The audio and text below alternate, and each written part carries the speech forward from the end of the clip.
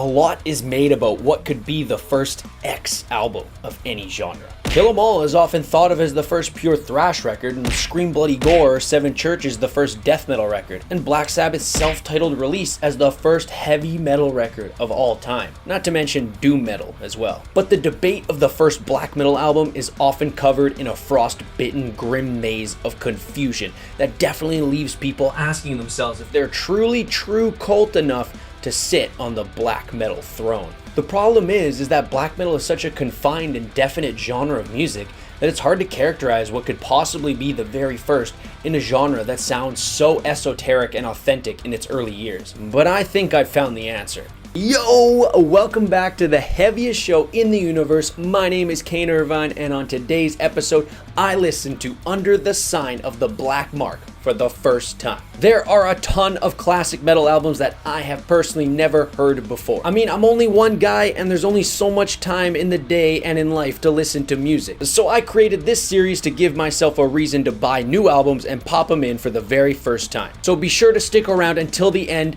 where I will let you know where I think this album stands in the pantheon of metal's all-time great releases. The second you pop this bad boy in and start spinning it, it's like a whole different world has opened up. You can almost feel the cold wind blowing through your headphones as this album starts up. Black metal is epitomized by the aesthetic of cold, dark, forest, and fjords, and this is where that aesthetic was truly born. The first two Bathory releases had creepy intros, but not like this. And right after that intro, it heads immediately into the track Massacre, and right there, ladies and gentlemen, on that track is where black metal was born. The heavy thudding dense drums, the 16th note power chords, the shrieked vocals, everything you ever pictured black metal to be was born here for the first time. And it's from 1987, a whole 5 years before A Blaze in the Northern Sky or Live in Leipzig would ever grace the metal listener's ears for the first time. Quorthon laid out the complete template for a whole genre of music basically on his own. He had a few session musicians, but he wrote and played most of it. Continuing on with Woman of Dark Desires, we start to embrace how evil this album really sounds, and the vocals are a huge part of that. They're shrieked and bellowed at high pitches that weren't available anywhere else in metal. And Lordy Lordy Called from the Grave has that signature black metal groove that I love so much. That groove would go on to define a genre forever and be one of its saving graces. That slow dragging riff propped up by a single simple drum beat and the thudding bass in the background, layered with the sharp shrieks yet to be heard anywhere in metal's history. The pure evil and essence of black metal is on full display here. The latter half of the album is characterized by the way it continues to lay the foundation for black metal's template. And while the first half of the album was faster, more brutal, and filled with blasting riffs and beats, the latter half focuses on the slower side of that black metal template, one I personally love. This could indeed be where the rock and roll groove inherent to black metal came from. My theory is that Quorthon's dad, owning a record studio filled with Swedish rock musicians, must have had an impact on him,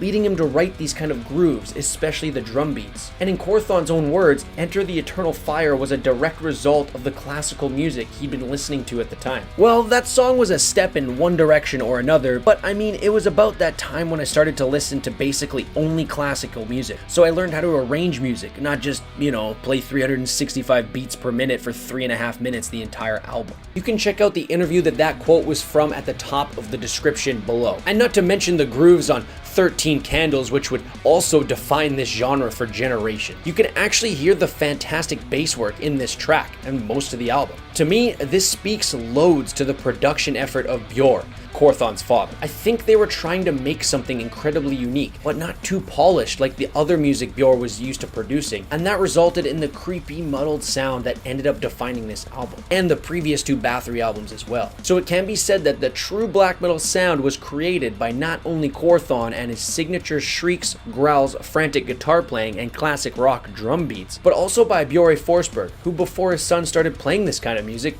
never touched heavy metal in any way whatsoever. How crazy is that? A pop music producer helped define and create one of the most infamous and brutal genres of music in history. That's insanity. So the next time someone wants to tell you that something isn't true cult enough, remind them that their true cult black metal was actually created by a middle-aged man who produced nothing but pop albums until 1984. Metalheads were an odd bunch, that's for sure. So, as promised, where do I think this album belongs in metal's long and odd history? Well, it's hard to say.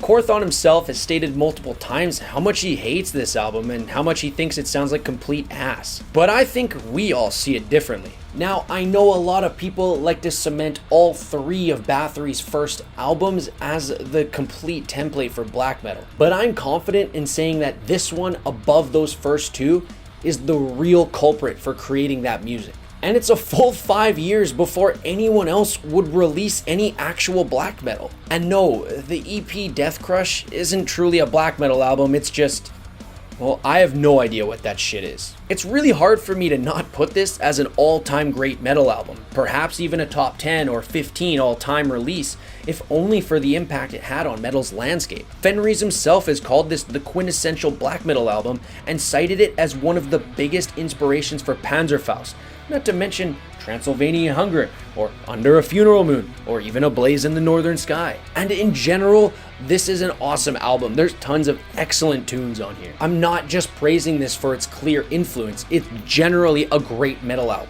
despite what Korthon retrospectively thinks. So for me, I think this album deserves to be lumped into the all-time greats. Albums like Master of Puppets, Leprosy, Rust in Peace, Number of the Beast, those all-timers. But what do you think? Where do you think this album places all time, and what do you think the impact of this album was on metal's broader landscape? And speaking of all-time classics, if you ever wanted to know how Death's Leprosy changed death metal forever, you can check that out right here. Or if you want to see how Left Hand Path stands up in this day and age, you can check that out right here. Thank you so much for listening. As always, long live metal.